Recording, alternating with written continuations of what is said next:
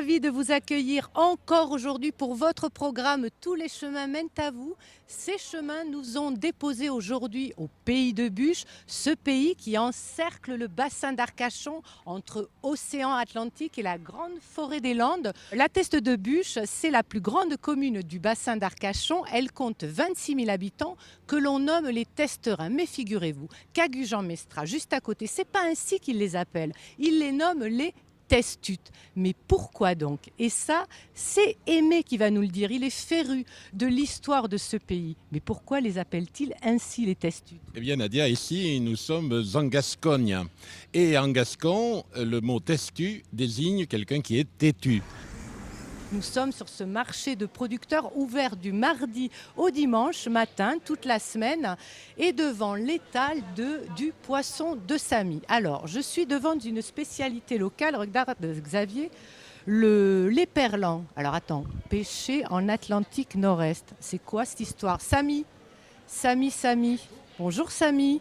Dites-moi, je vois quelque chose de bizarre. Éperlan pêché en Atlantique Nord-Est. Oui, alors c'est une norme de pêche qui nous est obligatoire.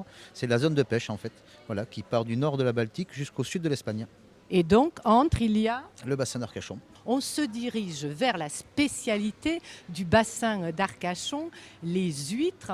Combien il y a de ports ostréicoles sur le bassin? Il y a une quinzaine de ports ostréicoles sur le bassin et il y en a 3 à la Teste de Buch. Le port de l'Aiguillon, le port de la Teste et le port de Rocher.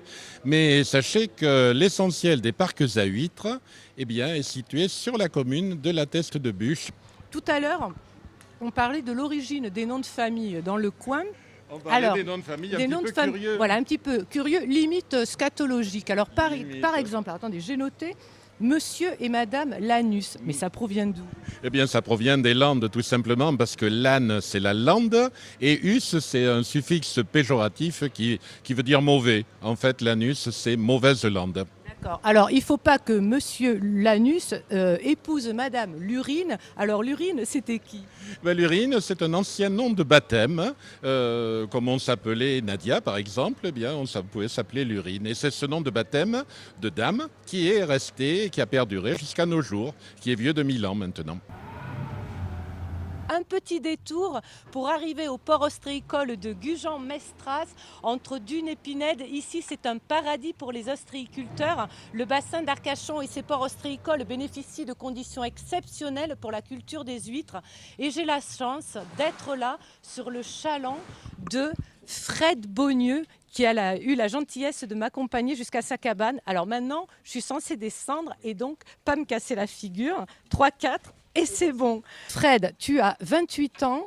Ça fait 5 ans que tu es installé en tant qu'ostréiculteur. J'ai ça dans le sang. J'ai eu envie tout petit de faire ça et j'ai concrétisé mon rêve à 23 ans. Alors ta journée aujourd'hui, elle consiste en quoi? Et ben aujourd'hui, on a ramené un chargement de poche, Ouais. des petites huîtres et aujourd'hui, on va tuer tout le petit naissin qui a de collé dessus. On veut garder que les huîtres qui sont à l'intérieur des poches. Le naissin, ce qu'on va faire, c'est qu'on va mettre les poches là dans cette machine. D'accord, on a pu... Ah oui, mais bon, il faut se pousser là, non? Et voilà, là on vient de tuer tout le naissin en 3 secondes. Bravo à toi, franchement, c'est super. À bientôt Fred. Merci. Bonne journée à vous. Merci à toi, vraiment. Ciao, ciao. Ciao.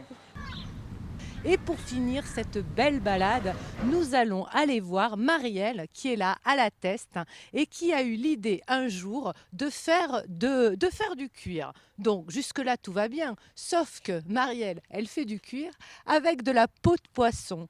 Mais comment une telle idée? Bonjour, je vous invite à venir voir un petit peu comment je travaille. Alors, Là-dedans, dans ce congélateur, c'est toutes les peaux que j'ai récupérées chez les poissonniers du coin. Donc on va trouver de la sole, du saumon, de la truite, du bar, de la dorade. Voilà, plusieurs espèces. Alors ensuite, une fois que ces peaux sont décongelées, on va les mettre dans la grosse cuve. On est donc à l'étape de fin du tannage. Là, ça y est, on a un cuir. donc étape du séchage. Voilà, Alors. donc là... Ça y est, on a affaire à un cuir, on voit l'élasticité. Et donc, Génial. une fois qu'on a fait ça, donc les peaux égouttes, et ensuite on va les colorer. D'accord. Donc la coloration, ça va prendre à peu près 2 jours. On utilise donc des pigments plutôt éco-responsables, donc sans sel métallique. Et on va pouvoir faire toute une gamme de couleurs. couleurs que l'on voit là. Et alors, à l'arrivée, voilà les produits issus de ces peau de poisson. Merci Marielle, infiniment. Merci beaucoup. De rien, à bientôt. Au revoir. Ciao, ciao. Tous les chemins dans les ports ostréicoles du bassin d'Arcachon sont terminés, mais on se retrouve vite sur d'autres routes, sur d'autres chemins, ailleurs, quelque part, et toujours en Nouvelle-Aquitaine.